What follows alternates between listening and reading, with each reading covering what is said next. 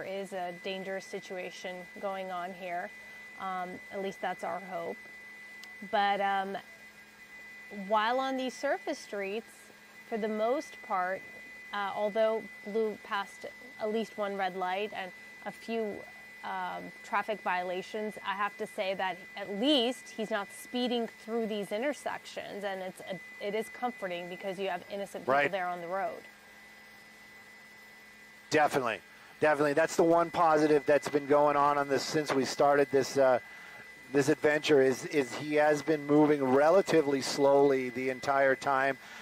When we were on the freeway, it was light traffic to say the least, and he wasn't excessively speeding. He wasn't up into the triple digits. Haven't seen the triple digits at all. Somebody might say, "Oh, that truck." Believe me, that diesel can easily get into the triple digits. But it's so not really driving very aggressively, just kind of annoying with those starts and stops, and moving that steering wheel back and forth erratically. As far as the California Highway Patrol, that was the closest I saw them get just a few moments ago. I was wondering if they were going to do something. I did see that sheriff's vehicle in the shot. I was wondering if maybe they were doing a deployment of spike strips. I didn't see that at all, and I haven't heard it either. But right now, continuing on, still staying in the East Los Angeles, Southgate area. And again, luckily to say, look at that. Pretty light traffic, and keeps going by the freeway and doesn't seem to be making any effort to get onto the freeway.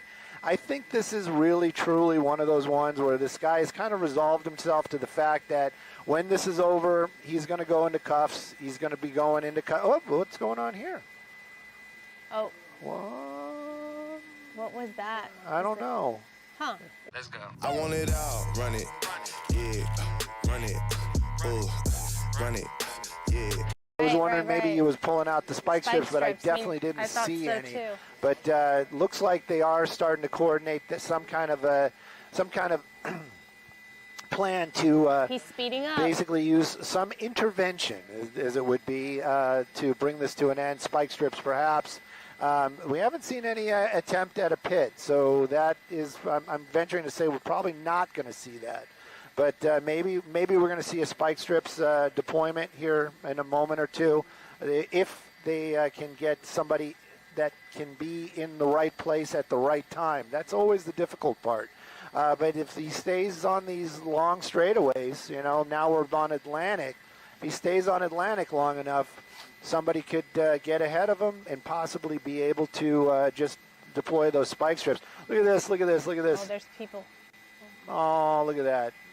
They were basically saying, hey, let me help you out. Let me get you out of the way. Just so you know, I did lose the IFB Aroxia. I'm going to try to get that back. I'm going to hand it to you just for a few moments, and I'll let you know when I can hear you again. Okay, thank you. I appreciate you saying that. Okay, I thought you were just ignoring me. Okay, so we are back. No, I was just mentioning that he had picked up speed at one point, but now we're getting into an area where it's a little bit more congested, so he's being forced to slow down. Definitely, and Whittier Boulevard. I drive this street at least twice a month, and it's a great ride to go through a lot of little towns out here, a lot of stuff to see, and the one thing I always have to say, no matter what time, it's always got traffic, and there is a lot of pedestrian activity out here as well. This is kind of like small town East Los Angeles, and you definitely are seeing a lot of that extra traffic out there, like you said. And even though he's been driving slow, somebody might, just not be aware and make a turn or get out in front of him. Just, accidents happen, and we don't want to see any of that at all.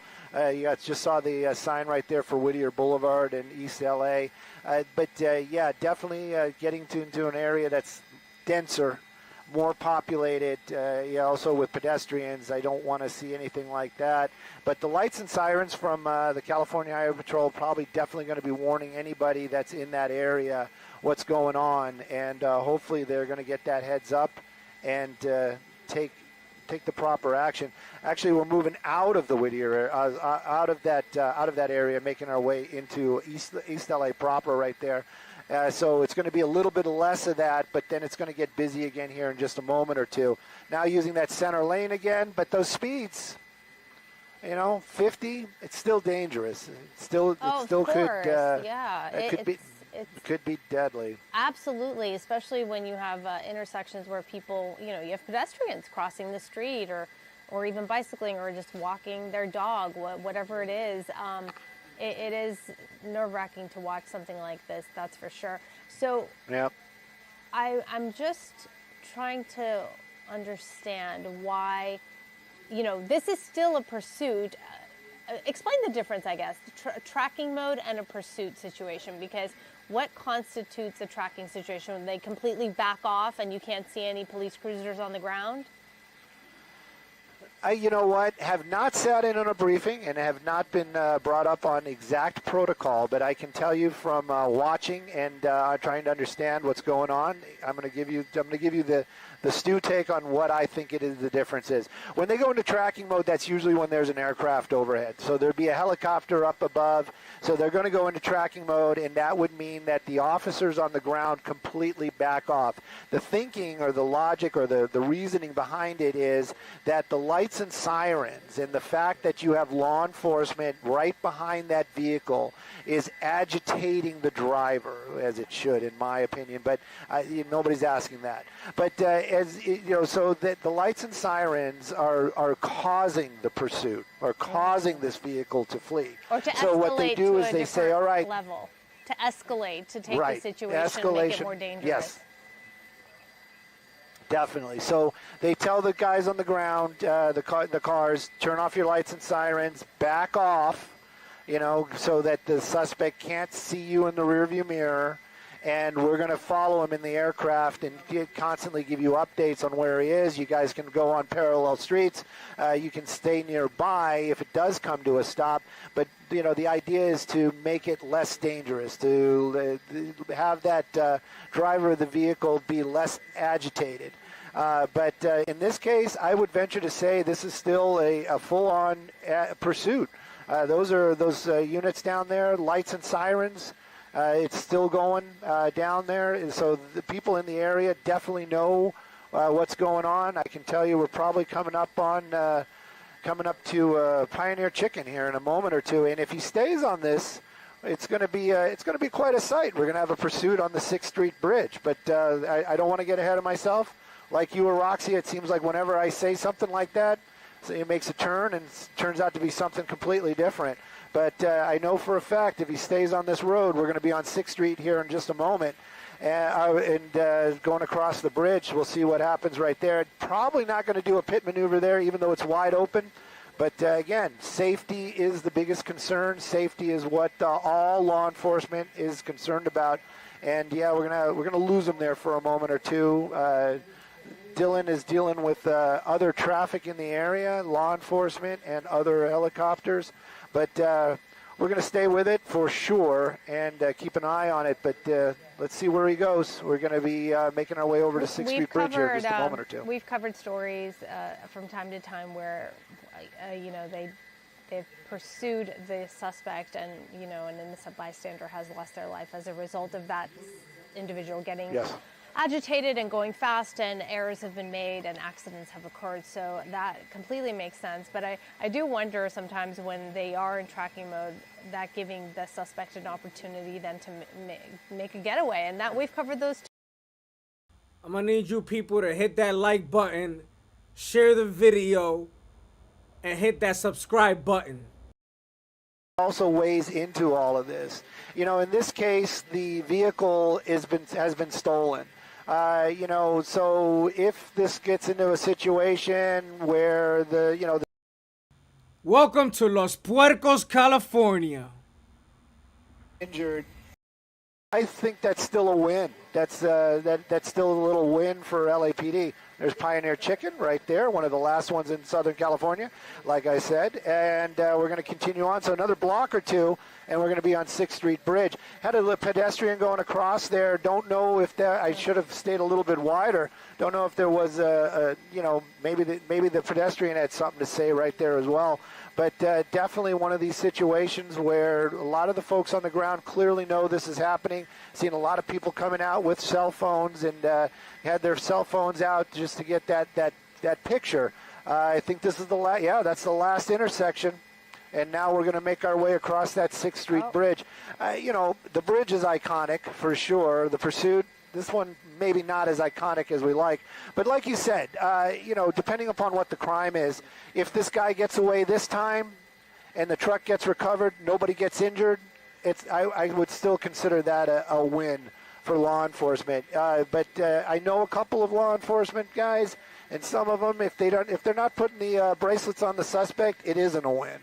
And but again, they got to weigh it out. This is a carjacking. Nobody was injured. And no mention of weapons, right? We haven't heard of any. Yeah, right. So just getting the vehicle back, that'd be a plus. That would be, and also keeping the public safe. So at any rate, we made our way over that 6th Street Bridge, making our way into downtown Los Angeles. Well, what are we doing here? Are we going to make a U-turn? Maybe he's wanted to pick somebody up. I don't know. She clearly had no interest. But anyways. There's the fact that this car may run out of gas. True. We don't know. A big diesel like that with the gas prices right now, you wonder if it was full. But if it was, this thing could go quite a distance, I would venture to say. Getting a little bit more traffic. We're in the Arts District right here. Going to get a little bit tighter. And he's going to have to make a turn here, right or left, coming up, because this street becomes a T intersection in just a moment or two. And we'll see where what's he doing right there? Is he? No. He's I don't know. Making those signs again. Oh. Yeah, making the signs again. You got somebody out there with a cell phone. But look at law enforcement. That's another one. It's like every time this thing comes to a stop, they got to get the doors open. They got to get ready to do their thing. They got to pounce. They got to pounce when the pouncing is available. Why can't they do a pit maneuver right now? Like at this moment, the car is stopped. Why can't they just ram the car? Because one, that wouldn't spin it around. If they would get behind it right there, and just kind of bump it, it would not spin it around. It would just kind of block it in. And again, that's agitating the driver. And I know that's kind of a no-no when it comes to pursuits. If this guy would come around in the front and just block him in, so many times have I sat there with folks and they're like, "Why aren't they just blocking him in?" Yeah, that's the voice they make. But that's the thing. You can't. You can't. You just can't do it. It's that officer probably would get reprimanded harshly for making a move like that, even if it was successful. Do you see him talking to? Okay, I was just trying to wonder if there was someone on the sidewalk he was communicating with, but it seems like there was no one there. I'm not sure. I was thinking the same thing. This is where he's coming up. He's got to make a right or a left. But yep, there he goes. He made a right turn because otherwise he would have been going into oncoming traffic. So there we go. We're making that turn again. We're off and on, and here we're going again. And we're back on Alameda. No, we're Central. We're on Central right now. But we're heading back kind of where we started when we got off the freeway. So we're headed back up towards the 101, northbound on Central. And again, lucky to say, light traffic, lucky to say this guy is not aggressively angry. He isn't driving like, threatening other drivers. He's communicating the best he can to other folks down there. And as far as what was going on right there might have been somebody else, maybe over by the wall. We couldn't get that shot, believe me. If Dylan could have gotten it, we would have gotten it. There's no doubt about it, but we have to be safe up here in Skyfox too. But, a lot of folks out there with cell phones. We did see that one guy holding that cell phone up. Maybe it was just for that. But right now, definitely in downtown and it's going to start getting a little bit more crowded as we're making our way back over towards the 101 edge of the Arts District, downtown Los Angeles. And this is going to, yep. Now we're going to be making our way into even a more crowded area and see if we can get Skyfox positioned correctly. Yeah, the buildings are in the way. That makes it Be difficult. Definitely. And you got people on the rooftops looking at what's going on down there. Well, I'm sure they hear all the sirens. It's very loud down there. Yep. You know, what we don't know also is if they've even identified this individual, if they've been attempting to make contact with him, calling him, maybe talking to him. That happens, of course, during instances like this. Definitely. I haven't seen a cell phone on him the entire time. Let me get a little bit of a wider shot. I'm not sure if we're in the Japanese. Yeah, we're getting towards the Japanese Village area, and at least it isn't in the district. I mean, this is a district, but I was thinking more like the Fabric District or the down in that area. Ooh, there, where are we going now? Making another northbound turn. Going to have the DoubleTree is going to be in the way, but definitely could make his way back to the freeway right there. I hope he does. They don't try to do some kind of pit maneuver now. All of a sudden, now that we can't see him, but keep coming around, keep coming around, keep coming around. No shucks. I don't know if he went straight or if he made. Oh, there he is. Thank goodness. Okay. I wasn't sure if he made a turn or not. There he goes. We're back. And, yep, definitely, look, so wider streets, that's a big plus as we make our way back up towards the 101 right now. It just seems as though he's just going in circles and has no plan, just randomly driving. And I say this because, as we mentioned before, when we do cover pursuits, many times the suspects go to areas they're familiar with or they're trying to make their getaway, so they go to an area that they know or know someone or something has been orchestrated. But in this case, it just feels as though he's driving in circles. Definitely driving in circles. You have a little bit of a protest right there. That's going to be the federal building.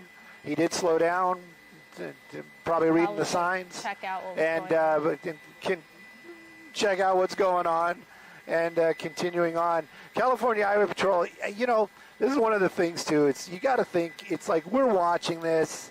You know, am I a little frustrated? What a moron. He's about to get caught. You know, come on already. You know, but you got to think, what is the law enforcement doing down there and how they have to constantly be professional, stay with it. Of course, you know, we're just watching it. They are in it. They are part of it. Los Angeles got a bunch of fucking losers.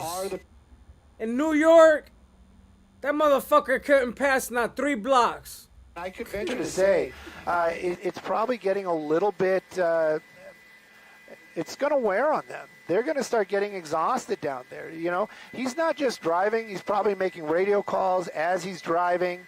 He's keeping, scanning, making sure that there are no pedestrians in the way, looking for opportunities. Man, he's driving like a fucking illegal. Opportunity to pit. You know what I mean? They can. They probably have. Motherfuckers speak no English. That's going to be my.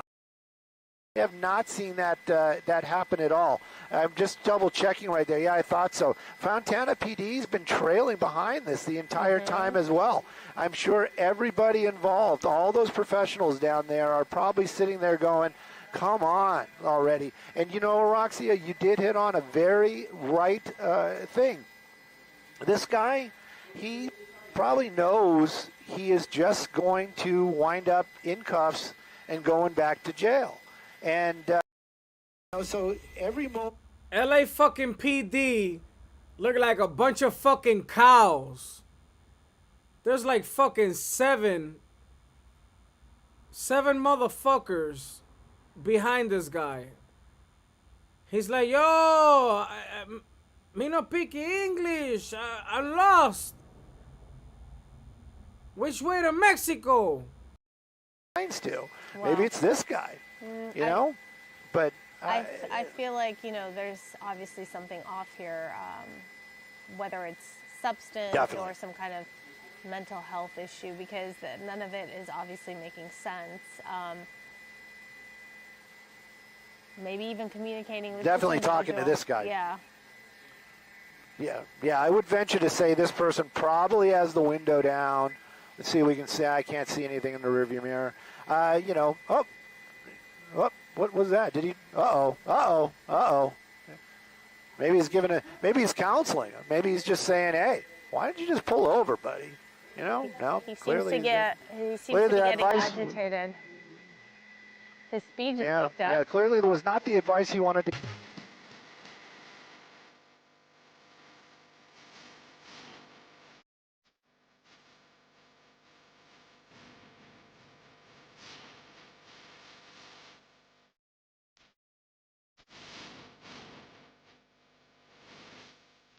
Any of it. Even if they have insurance, which I'm sure they do. Here you go. So maybe he has a little bit of. No, he doesn't. These guys clearly not interacting with him, but he's definitely trying to interact with them. Welcome to my world, buddy. Welcome to my world. Can we get any tighter on him, or is this? Sure. I'm just trying to get a close. I know it's harder when he's moving, but I'm just trying to look at his signs. No.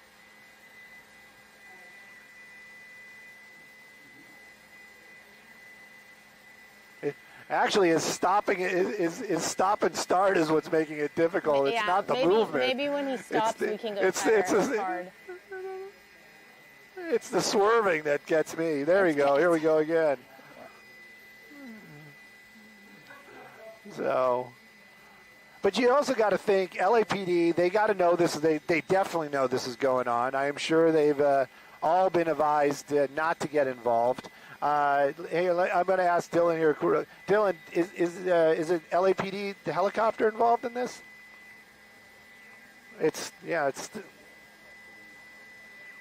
okay.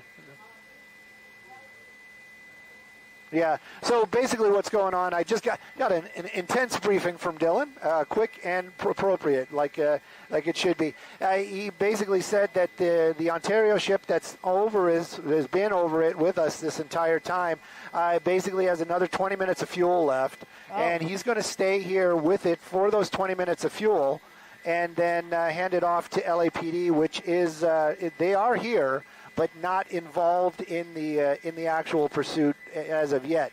So as soon as he's got to go for fuel, they will the handoff will be done and they will take it over. But getting a little bit more agitated, a little bit more aggressive in that driving right there. But as far as him stopping, haven't seen that. Now clearly we're definitely back in the Arts District. I know this area very well. The traffic's probably going to get a little tighter. The streets are definitely going to get a little narrower. And again, there's going to be more people out on the roadway, physical pedestrians, which is also scary. Continuing to going on the wrong side of the road there, isn't he? No, he's not. He was? Okay. But anyway, there we go. He's coming back out. And, at least he's down every time he sees a vehicle and every time he comes to a red light. That's the only positive. But he did run that stop sign. Solid. It was a California roll. So, California roll. Yeah, officers don't they don't approve. They do not approve. On this one, that's something else, Roxy. People ask that all the time. It's like, is he going to get charged with every traffic infraction? The answer is yes. No, I heard that he does that it's just the big one. Really? It's just the big one. It's just they noted every single violation. They might note every one of them, but as far as him getting prosecuted by everyone, that I doubt it. I think it's just going to be straight out. Probably the carjacking. That's probably going to be the big one, and then everything else is going to be failure to yield. or obstructing justice, or whatever one that holds more weight. But as far as this guy goes, who knows? Got some other guys out there kind of keeping an eye on what's going on. But look how tight these streets are Yeah. down there. This And is he's what I'm going the wrong talking way. about. And yeah. And these people are trying to get out of the way. You know, like they hear the lights and sirens. They're trying to do the right thing. Well, and also, you know, this is another opportunity where we can mention how the location influences the decisions that officers make. Yeah. Definitely. Definitely. This is even if they had the okay to pit, they would not do it right there. You know, and as far as me wondering about him taunting law enforcement, he's definitely taunting law enforcement. You saw him just stop right there in front of that CHP vehicle. And so that's definitely him basically saying, you know, nah, you can't get me. But ultimately, he's got to know that he's going to get got. And hopefully it's not going to be, you know, with any kind of injuries to him or anybody else that might be involved. You mentioned that earlier, this individual likely taking their time because they know in the end he's going to end up back in jail or end up in jail, right? So just enjoying the freedom, you Yep. could say. But also, these are times where, for me, I think about when someone has nothing to lose, that makes them more dangerous. Yep. Definitely makes them more dangerous. And just having that mindset makes it very dangerous. And these are the things that law enforcement deals with all of the time. You know, they realize that these are the people that they come across probably more so than you and I. And you know, and they have to realize that that's kind of their mindset. You know, it's like, okay, I'm going to go to jail. You know, while you and I would be like devastated. But you know, at any rate, this is one of those ones. That truck is the problem. That big truck, that heavy vehicle, and him continuing to drive it around, even though he's seemingly slow, still very erratic, still could become something very dangerous very quickly. And this is the thing. Remember these so often. And they're easy, you know, it's low-hanging fruit sometimes to poke fun at them. But you also have to realize this could turn tragic in a blink of an eye. And, you know, you just don't want that to happen. And luckily this hasn't, and hopefully this won't. But this, you know, the vehicle hasn't stopped yet. And every time we get close to other cars, every time we come up to an intersection, every time we, you know, pull up to somebody and there's that interaction, you just don't know. Maybe somebody's going to say something that really upsets that guy, and you know, and he lashes out, and this becomes something entirely different. And that's what we always worry about when we watch these. Was things. that a And I red think light? That's one of the reasons why a lot of that might have been. Yeah. That might have been. Here we go. This one clearly a red light as that guy's slamming on the brakes. See? Good thing that person stopped. Yep. See, those other drivers have to Definitely. be on guard because how, you know, I think about this all the time sometimes when you're at an intersection and then the light turns green for you to go. Maybe it's because of the job I have and the pursuits we cover, but I always give it a beat before I go when that Yep. light changes because of these types of situations. Yep. And you and I both probably. I mean, I drive early morning to get to work. And, you know, there's pretty much nobody on the roads. And I take a lot of streets before I get to the freeway. And I got to tell you, I always, even if it's green, you always slow down. You're always kind of looking. You're always making sure. I'm looking more for animals than people. But you just got to wonder. Somebody might be, you know, speeding through, running a red light. And I don't want to be the one to find out that it's his bad day. So making my day a bad day, too. But as far as this guy goes, let's keep with him. And, again, back with us swerving back and forth. So, Stu, And this has where are we been, going now? This has been going on for a while. Oh, freeway. Oh, okay. Well, at least from the correct entrance. Okay, back on the... Yep. Eastbound 10? Oh, come on. You can't tell me he's going back to Fontana. We don't have fuel for Fontana. And Fontana Come on, is man. We where don't this have all fuel for- began. Yes. So let's see where he goes. Oh, I know this on-ramp. He's got the choice of the 60 over here, too. Yeah, so keeping on with the keeping on, but now he's getting back up onto the freeway. He rolled up the window. That's something new. Well, it's also harder he has to see opportunity now with to get on the the tinted 60. windows. Yeah, definitely. And we'll see which one he picks right here. I think this is also an off-ramp again as well. But he's got many options if he gets back onto that interchange. Looks like we are going to be... No, I think he's going to get back off the freeway. I'm saying that because I'm hoping he gets back on the freeway. He's off, No, he's getting back off the freeway. There we go. See, Yep, there's just no Santa Fe. rhyme or reason. Rhyme to read. Right. Yeah, definitely not. But so much time Definitely has not. passed. And again, And all we see are the CHP cruisers just, following along. So I'm just trying to figure out the strategy here, right? Like, is it just to keep following along until he runs out of gas, or he himself decides to give up? No attempts have been made thus far. Yes. Of that for real, I would venture to say is the plan. I really truly believe it, and I don't mean it in any kind of put down. It's that is the plan. That's probably the safest action that they can take with the best outcome. I don't know if the pit maneuver is basically frowned upon because of the size of the vehicle, or if somebody one of their bosses or a sergeant, whoever it might be, said no, we're just not going to do it, or possibly they don't have. You have to be pit approved, meaning you've got to go to classes. It isn't like they just say, okay, go do this.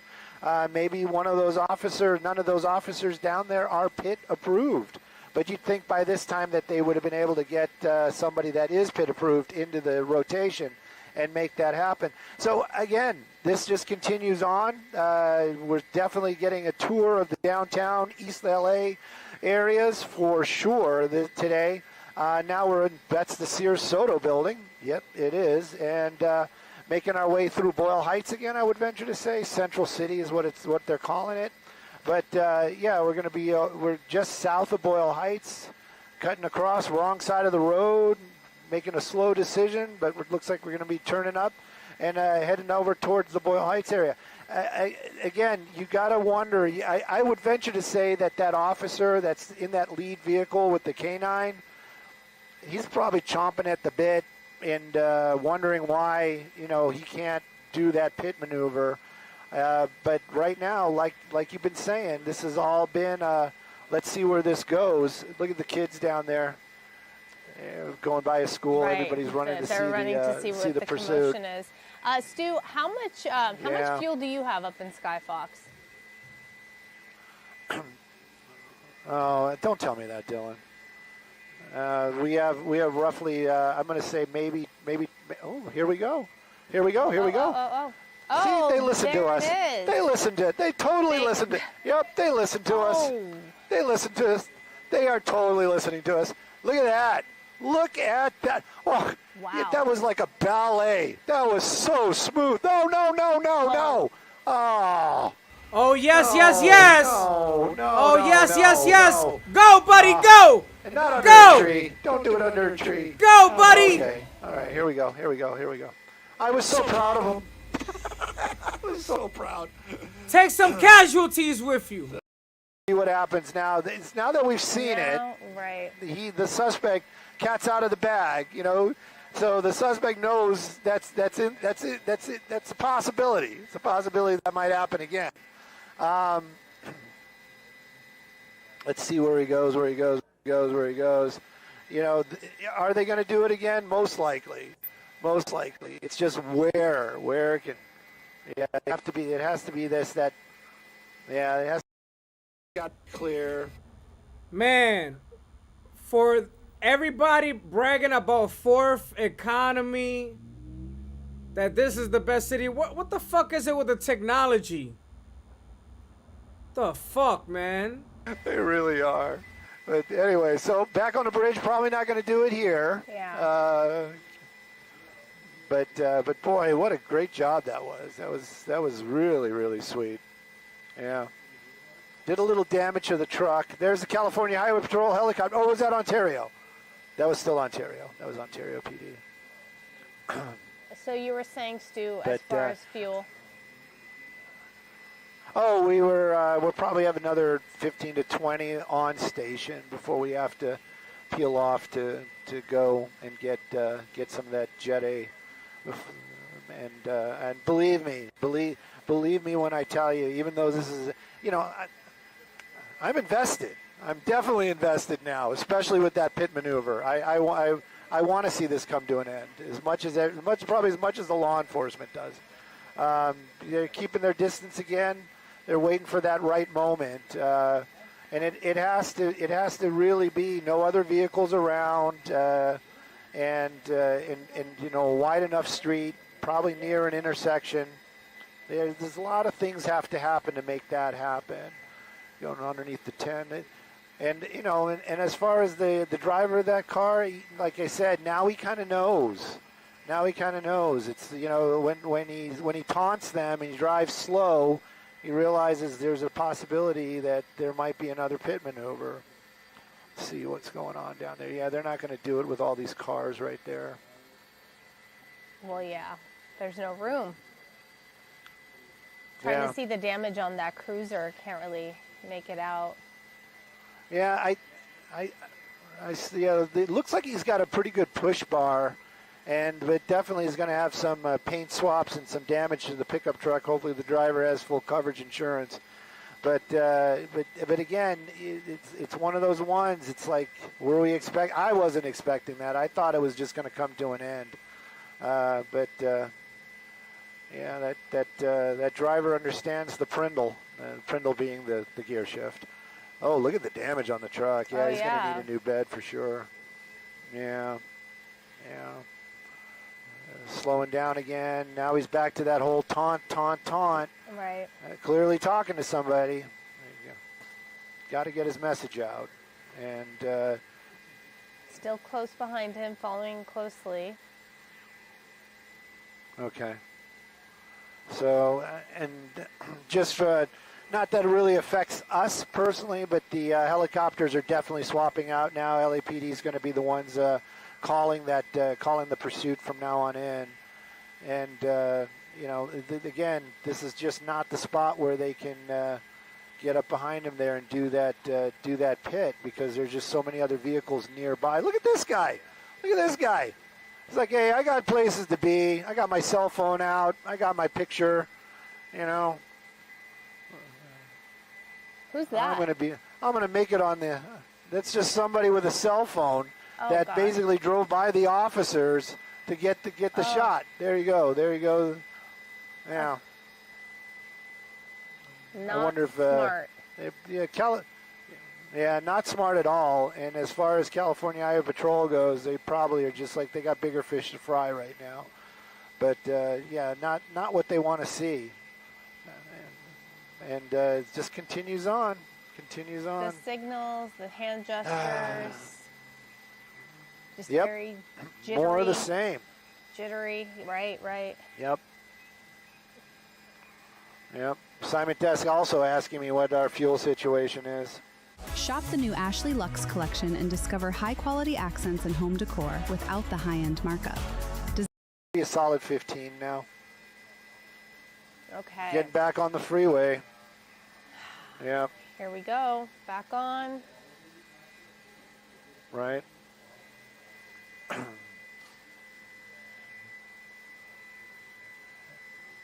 I guess this truck had enough gas. Yeah, the truck's seems to have plenty of fuel. Mm-hmm. And as far as the pit goes on the freeway, that one I don't think is going to happen. Do we see that? I've seen it one time. Okay, I don't think I've seen that ever on the freeway. I actually saw that one time, and it was crazy, and it was LAPD. But at any rate, now they've swapped it out. You've got a straight-out cruiser. You don't have the big SUV anymore. Lights and sirens for sure. At least everybody down there knows. And that one is definitely going to. Which one is that? Oh, that's the Ontario police ship. They're about to leave. That's what I've been told. They're on their way out, and there is our pursuit right there. So that's the Ontario ship that's been over it pretty much as long as we've been over it. They were how we found it, and heads up was from our assignment desk, and then but then that helicopter is how we actually found it. But again, moving pretty slow down there. The cruiser probably not going to be doing a pit maneuver, and it looks like we're transitioning onto the 5. Is that the 5 freeway, or the 60? The 60. 60. Yeah, We're 60 making west. back onto the 60 right now. Yeah. But when we're off the freeway, you're saying that cruiser wouldn't attempt a pit maneuver? Maybe. I think the SUV would be better at it just because of the the size and the traction. But those cruisers are more than capable. Trust me. And with that big push bar, they're safe. Oh, made a little bit of a. You must have heard us talking about the 5. We changed his mind right there. Well, now we're on the 5. Okay. So. And in a lot of traffic, as I understand it. Dylan is telling me that it is not going anywhere fast. So we're going to probably be sitting there in traffic again. California Highway Patrol tasked with bringing this guy to a safe end. Carjacking in Fontana. That's where it was all started. And a lot of freeway driving. But then again, we did a lot of urban driving down in the Boyle Heights, East LA, downtown Los Angeles, and some other of the districts out there. But again, have not been able to bring this thing to a stop. And all this traffic, it's probably just going to be frustrating for law enforcement, frustrating probably for us as well. But the drivers around them all doing what they're supposed to do. It's kind of interesting. They're probably hearing those lights and sirens, people trying to move out of the way. This guy is stopping, which is predictable. That's what law enforcement wants you to do, something that is predictable. It's got a big open area right there, but probably not. And again, these guys, these law enforcement, they are trained. They are looking for the opportunity, that's for sure. And they're also looking for it has to be safe. That's it. It has to be safe. And will they do it again? Probably. If they did it once, they'll probably do it again. Seeing this guy, look at him getting all antsy right there. I don't blame him. I really don't blame him. Do you see if the traffic has been stopped at all? Ongoing traffic? As far as law enforcement, Yes. no, they haven't done.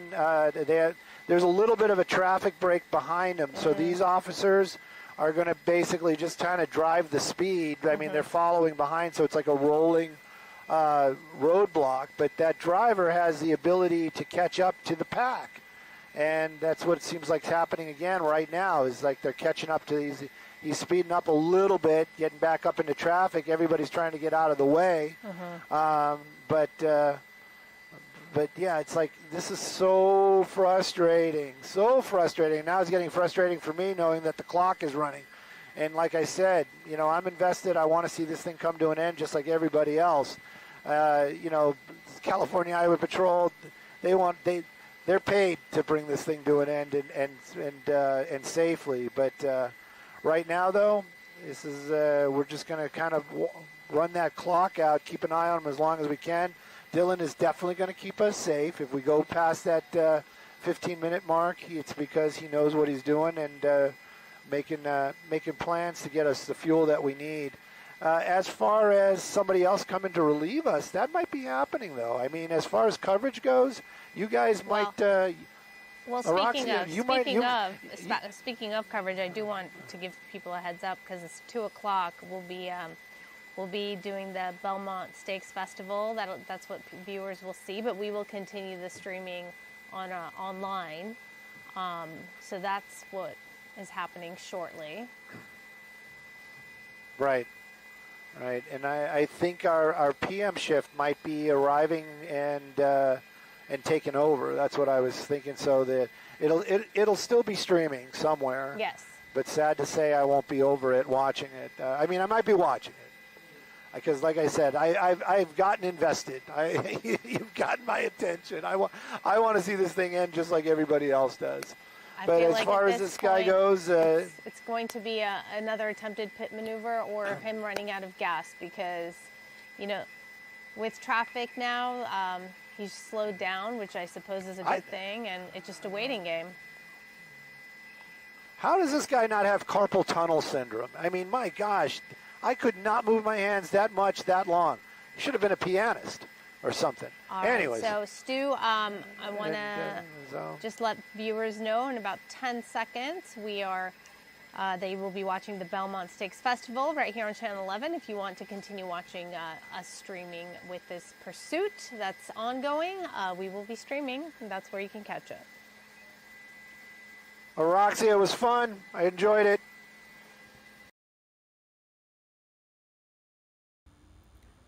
All right, guys, we gotta find a new channel. Let me go ahead and work on that. While you guys watch that one,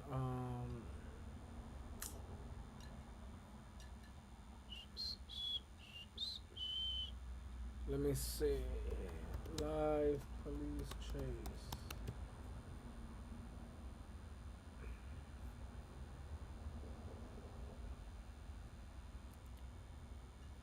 Okay, so we got another channel. I think this one works also.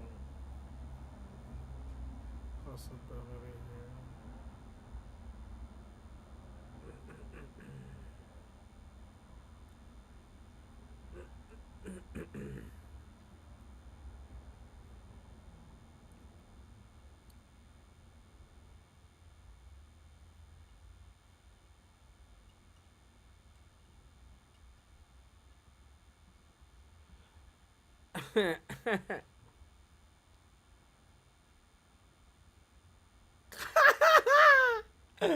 I'm about to call NBC and tell him another guy in the truck. Another guy in the truck, and was like, "Yeah, what is his name or something like that." I'm gonna be like, "He fucked your mom last night."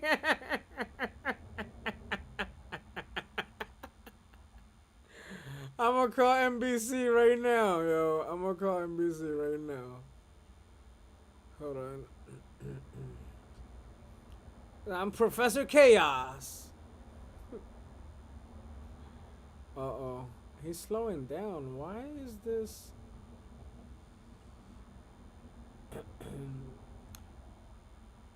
Why I feel like we're getting like late. There's a huge delay from NBC and Fox. Wow. What the hell's going on here? Why is there a delay like that? That's just crazy. Hold on. KTLA. Let's do this one instead. Let's see something.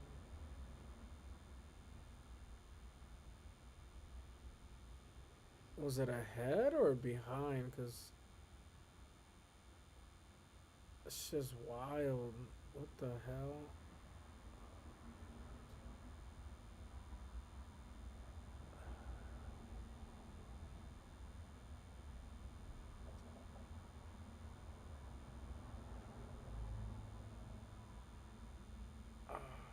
Okay. I got it. Okay. Wait. Let me see. Yeah, I found the right one. I found the good one. Wait, is it this one? What the fuck? I can't tell who got a delay. Damn. They're telling me they're live, but it's like, what the hell?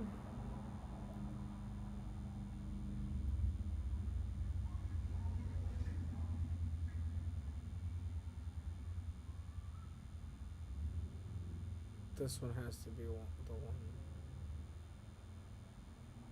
Alright, here we go. I'm gonna go ahead and try to put it over here. Okay.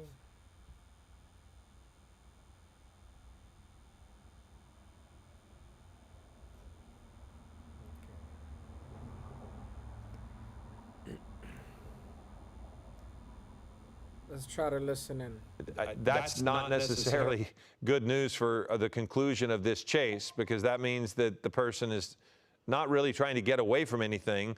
They're just out driving the vehicle, which, by the way, what are the charges when it comes to something like that, Bruce? I mean, if people think this type of chase is always a felony, but sometimes if it's just a joyride and nobody gets hurt, the charges in the mind of many can be somewhat minimal.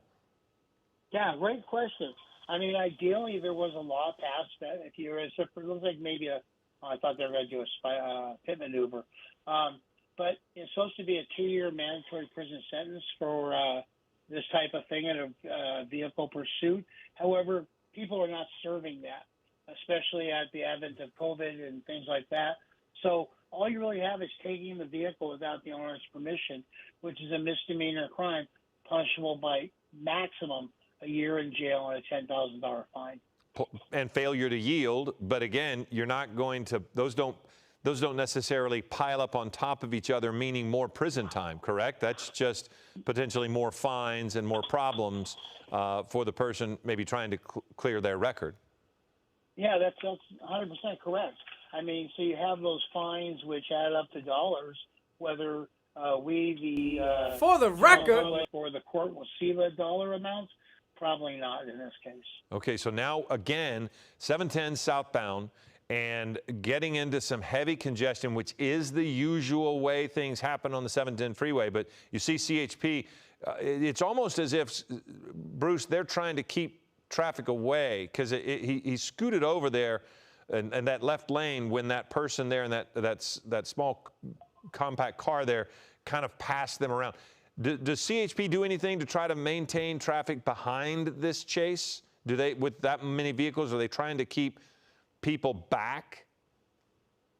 If they were going to try to keep the other uninvolved vehicles back, maybe that is to create an operational area down the road that they can deploy spike strips.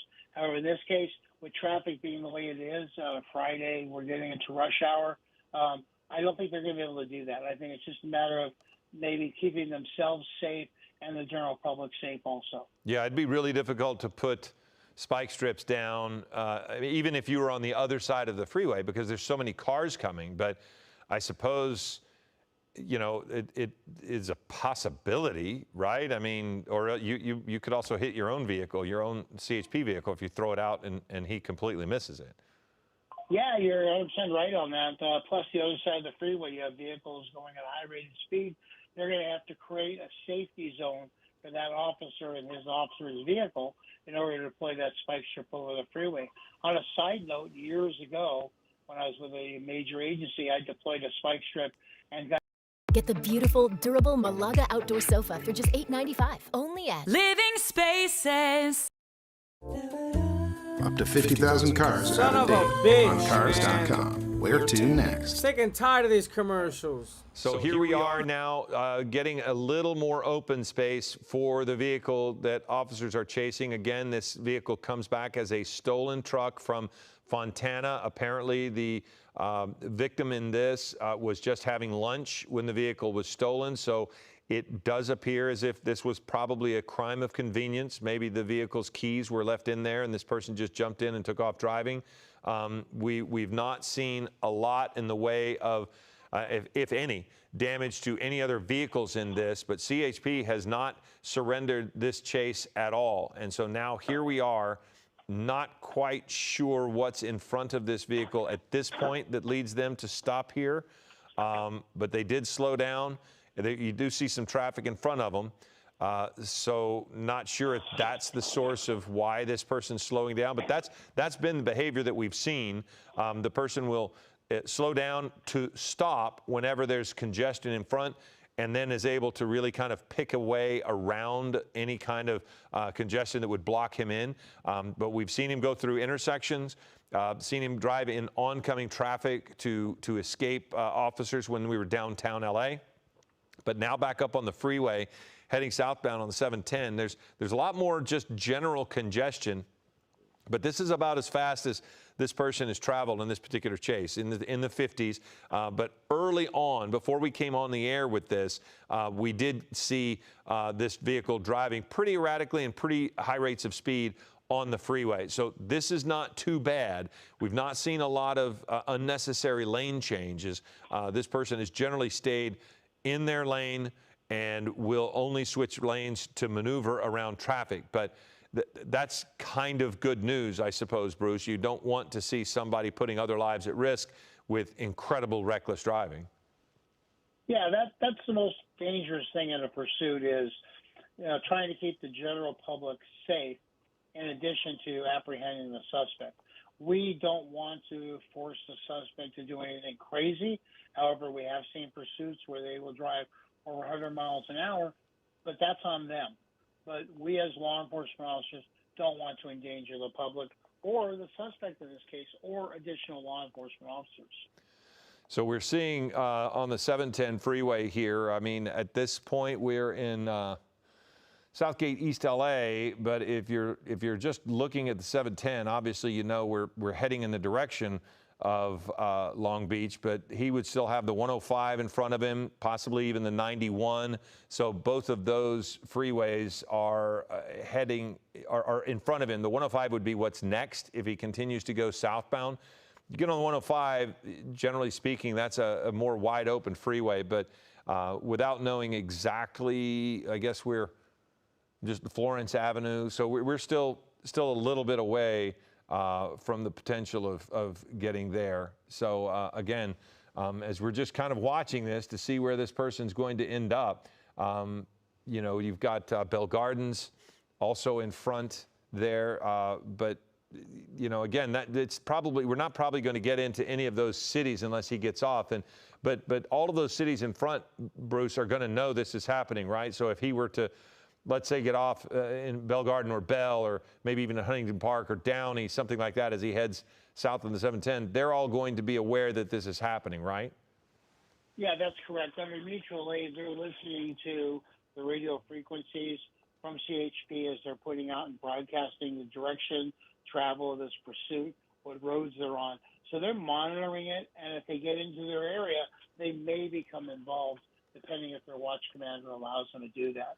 But if we can just back up for a second, though, Philip, what we saw was CHP doing a handoff on the freeway. Fresh vehicles, fresh eyes took over the pursuit from those other vehicles.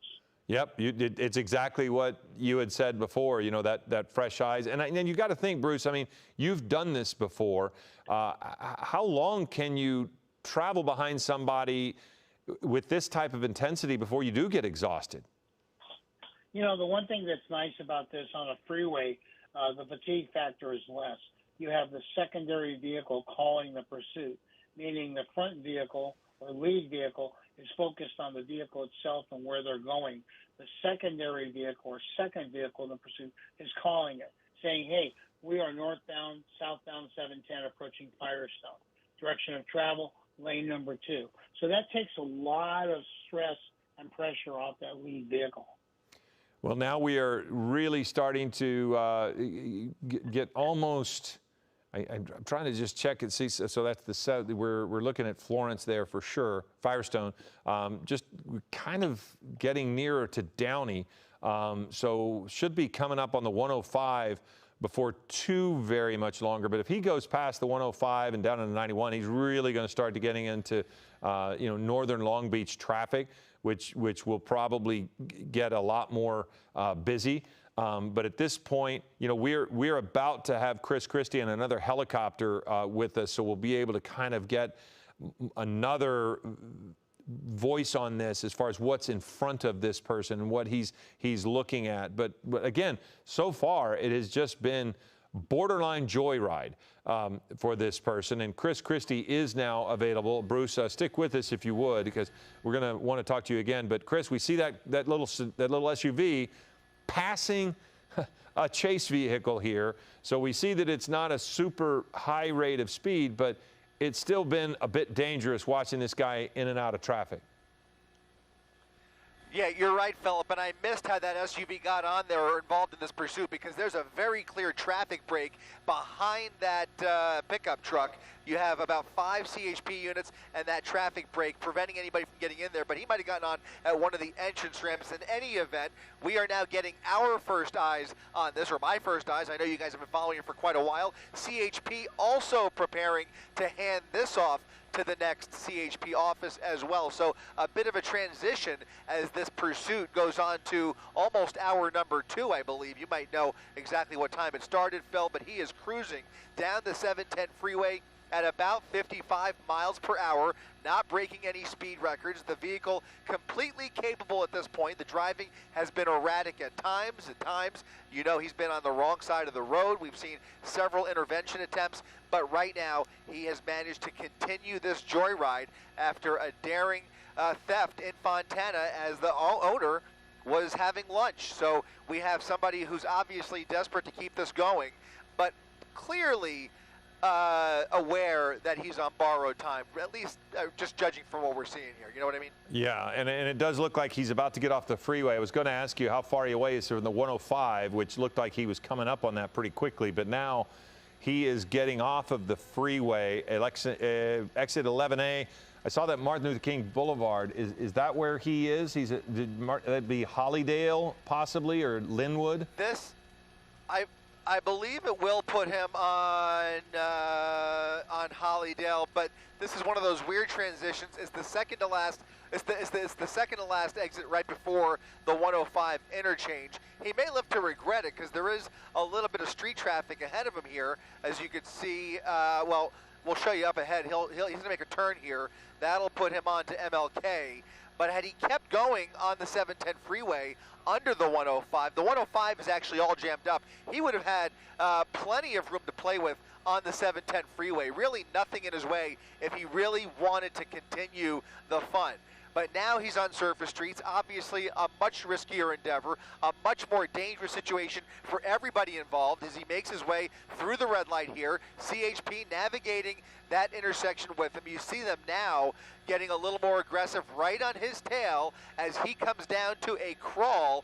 Maybe he got off the freeway because he's thinking of giving up. The one thing I think we're unaware of is how much fuel is in this pickup truck, although it would have been nice if we heard from, I know we just spoke to the owner of the vehicle. I'm not sure if they gave us that information, but again, whether this is a diesel or regular gas pickup truck, he could be on borrowed time. That might be why he's looking for a place to either give up or potentially foot bail from the vehicle. But he's certainly now crawling about 30 miles per hour down right road just off of MLK, just north of the 105 freeway and just to the west of the 710 freeway in a very heavily industrial area. You can see him now deciding to stop for this particular stop sign.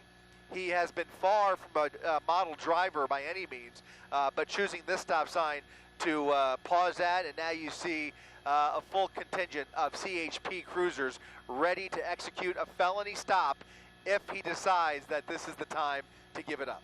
Well, and as we look at this, I mean, this is he is now in a completely different place than he's been all the time because there are a lot less in the way of traffic to bother CHP and whatever they want to do. So as you mentioned, if it wanted to keep going, he would have been better served staying on the freeway. But now underneath the freeway, but if you notice wider streets, nothing in the way of cars, this could be a situation where if he starts to pick up speed at all, they might try a pit maneuver. But we do know that this particular vehicle has a 34-gallon tank. Again, as you mentioned, we don't know if the driver had a full tank when he took off from Fontana. But clearly he had enough fuel to drive around at this point. So this is, if Bruce is still with us, Bruce, this starts to look like an area that you mentioned, operational opportunity here, because this is different than what we've been watching. Yeah, that's correct. We're in a residential area, and mixed use that is very void of vehicle traffic, pedestrian traffic, and the streets are wide open. This would be an ideal area to do a pit maneuver, considering also the suspect's speed. But does he have to be going? He has to be going faster than this, right, to get a pit maneuver? ideally, if he's only traveling, 10 to 15, 20 miles an hour, you can do that. If you don't want to pit at a higher rate and lose control, all you want to do is spin the vehicle out so the rear tires lose traction, and then the police officers in their vehicle will gun their motor to keep that vehicle from gaining traction again and control. What a sight it must be for that little car that pulled off to the side there, because they see all of these CHP officers right behind him. Chris, we might be approaching a dead end here, huh? And then we're going to potentially be in a standoff. So it's interesting because Wrightwood, if he continues down Wrightwood and not turn, he's going to have one choice only to make a right turn on McMillan Street, and that's where Wrightwood kind of ends. There is no other opportunity in this particular neighborhood to get back close to the freeway, even though we're just a stone's throw from the freeway. He does not have good access to the freeway. If he continues down this path, I reckon that a spike strip might be a valuable tool here, but then you don't know if he makes a random turn like this. You might have set up at the wrong street. Pit maneuver, I don't know if Bruce agrees. It seems like slightly narrow streets for a pit, a lot of parked cars, potential for collateral damage here. But a spike strip, if they can corner some of these intersections in this neighborhood, if they have the resources available to get ahead of it, could be a really useful tactic, especially with a top-heavy vehicle like this. Yeah. Another reason to go with the spike over the pit. But you see him now coming to a crawl in a very residential neighborhood. Begs the question, what's going through his mind? Most likely is not familiar with this particular side street, but then again, you just never know. I'm just saying that because this all started in the Inland Empire. Chances are he's making this up as he goes along. Again, speculation on my part, but he's cruising along, thinking about his next move. CHP, with plenty of time on their hands, a ton of resources that dedicate to this pursuit, which they already have, and it appears that they will continue to do for the duration of this joyride. It really is going to start to become a game of cat and mouse as they try and figure out what his intentions are and look for any other ways to possibly intervene here. But again, once you get off the freeway, a lot more things to take into consideration. You've got private property. Of course, it's a busy Friday afternoon. We are in a residential neighborhood, but people are walking dogs, people are checking the mail, people are coming home, and you just don't expect to run into this type of a caravan in your neighborhood with all the lights and sirens, and only to find a police pursuit right here in the heart of Linwood, coming up on Edgebrook at Rayborn as he continues to kind of navigate this neighborhood. Again, the freeway just a stone's throw away, but he is pretty much committed to these side streets for now. Yeah, and as you look at it, he came to a T there, so he was having to make a choice. But when you get into an area like Look this, at that guy. You saw that? Did you see that, Philip? Hold on, real quick. You saw a CHP unit pull over. A little left pedal here, Dan. Left pedal. We'll get He's that going around. CHP cruiser that just pulled off. Very good likelihood he may be getting ready to set up on the other side for a spike strip attempt. But look at this, the pickup truck coming to a full stop here. There are empty parking spots on both sides of the street here. He pulled over briefly and is now continuing. Left pedal, Dan, left pedal. Pursuit's out my left window. Right over here. He's going to continue down the road here. There's a CHP cruiser at the end of that road, and he may set up for the spike strip. Here he goes, going to the back of the SUV, going to grab the spike strip, and he will have seconds to lay down that spike strip. Another CHP cruiser at the top left-hand corner of your screen. He's going to block the road here, really limiting the options. Here comes the spike attempt. He's going to drive around it looks like. He's going to pull back that spike strip. He looks like he's gearing for a right turn, but he's going to see the blockage any second here. He's face-to-face with CHP. Now they're blocking him in. Look at this situation, Philip. Well, a very aggressive set of tactics could turn out to be very, very useful here as they now have him cornered from front and back. The spike strip now taken out of play here as that guy on the front end, that patrol officer on the front end of that pickup truck is now bumper to bumper with the suspect. Officers getting out of harm's way to prevent any chance of crossfire here. They've got their guns drawn. You've got 3 CHP cruisers behind him, 1 in front of him. He's got little space to play with here unless he gets really desperate. It looks like we're finally going to see signs of surrender.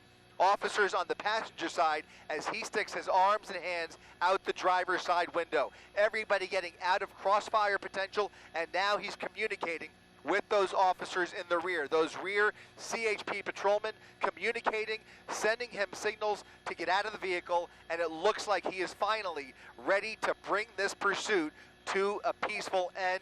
And boy, he couldn't do it a second too soon. Looks like he might try and run. There goes the dog. Here comes the canine, taking the suspect down in the middle of Wright Road at Fertile Street. CHP bringing this pursuit to a peaceful end with the use of that canine officer. Well, Chris, we also saw one car just maybe not even knowing what they were wanting to do, but they were almost in the line of activity here, and they had to wave. One of the CHP officers was aggressively waving them to get them out of the way because this guy is so unpredictable. But now they've cleared the truck, and you can see that the dog is still engaged with the suspect, who, by the way, was not doing what he was supposed to do. He got out and was casually kind of jogging away. You've got CHP trying to crowd control there. To jog away. One more time. Almost looked like he wanted to try and jog away. Yeah. He didn't appear to be in perfect physical shape.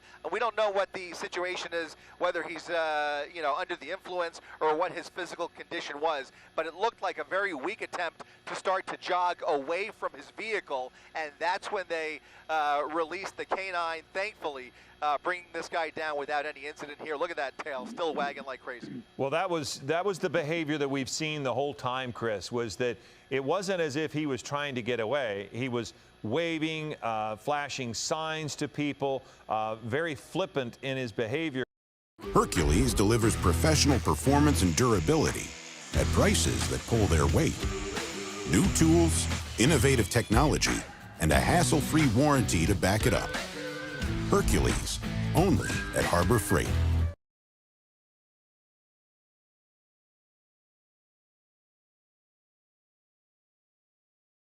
Going, and he was not doing what they said at that moment, and when they released the dog is not going to stop. So it does look as if the suspect is now safely in custody.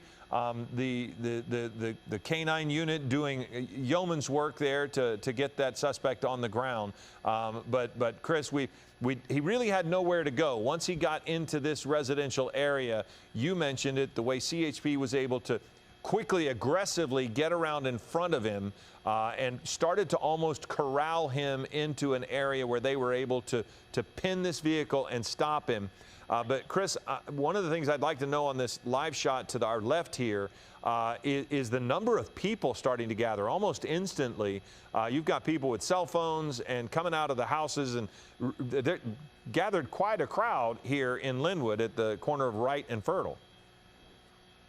Oh, you've got that right, Philip. Another sign of the times here. When these things take off, the whole neighborhood is paying attention as these chases often make their way through the county, through our area. Yeah. Everybody is aware of what's coming down the road, what's coming through their neighborhood with all of the breaking news alerts, all of the breaking news apps, ABC7.com being the very best one, by the way. But you can see them ready to pull their phones out and start posting away. These things go viral, and the whole neighborhood is getting a shot right now. Well, Chris, if I can interrupt real quick to talk to Bruce Thomas, who's still standing by. Very quickly, Bruce, we're about a minute and a half left. Why would they be putting the sheet in the back of the CHP officer? Is it possible due to bleeding with the dog, or is it some other reason? Yeah, all the police canines are bite dogs, meaning that when they go for the suspect, they're trained to latch on and hold it. So the suspect may be bleeding from some wounds, and they just want to put him in the back of the car and not, have bloodborne pathogens being transferred like that until they can get a rescue ambulance or a medical treatment. Okay. Bruce, thank you very much. Chris Christie with us. And we're about a minute away, Chris. Final thoughts on this as we wrap this thing up.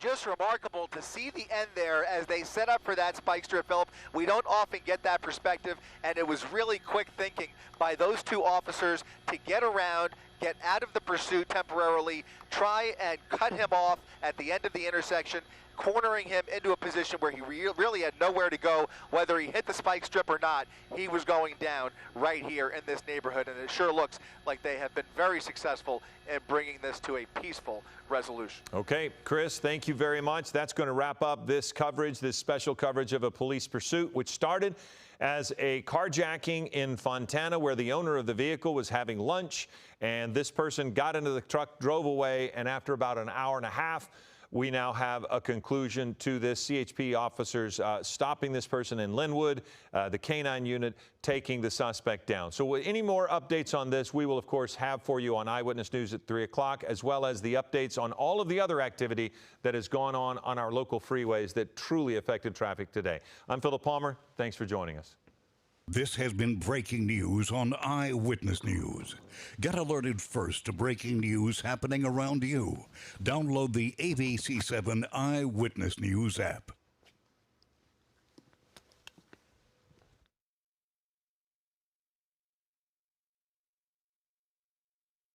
This has been breaking news on Eyewitness News. Get